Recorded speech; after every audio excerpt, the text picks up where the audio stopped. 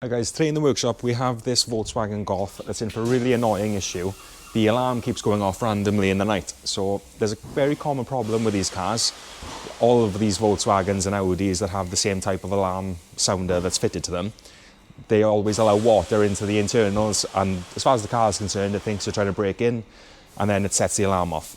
So let's go ahead and get this one replaced, and it's in the driver's side front wheel arch on these Golfs, so let's put it up in the air.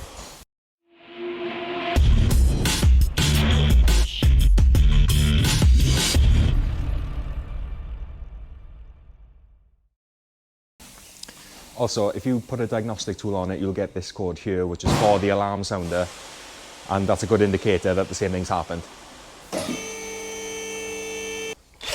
So these are just 17s. Then you want to take off these Torx 20s that's going around for the inner wheel arch, just to get this out of the way. Some of these screws are corroded, so they won't come out nicely, so we can manipulate it though, just so it sits out of the way. Once the inner wheel arch lining is out of the way, you can see here there's a little metal box just there, and this is what houses the actual alarm.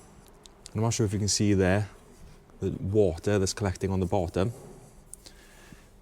Yeah, but this allows water in because they've decided to put the alarm in the wheel arch where loads of water collects, and yeah, it just ruins it internally and then sets the alarm off.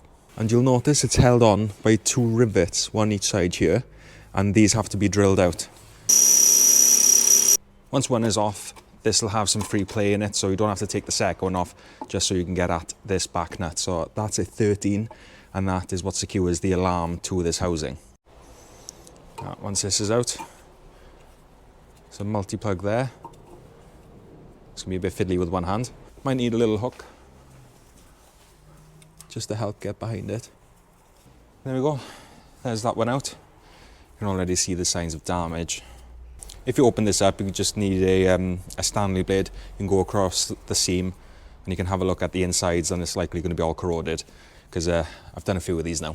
So here's the new part ready to go on. You can see it's a slightly different design. Whether or not they've modified it, I'm not too sure, to try and prevent this from happening again. But you know, when you fit electrical units just behind wheel arches, you're going to get water in them. So yeah, let's get this fitted and we should be good to go. So before you refit the multi-plug, you just want to double check that it's not built up with corrosion, that the wires are okay, and then just plug that straight in. Once the electrical connectors are on, you can place it back into the metal housing.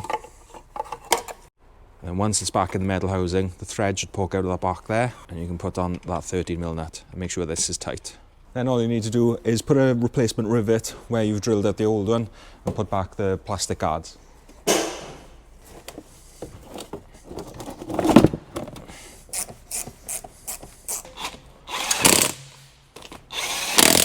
Clear the fault codes and you should be all done.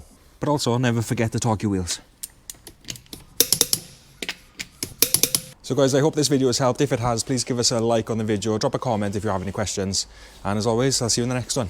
Cheers.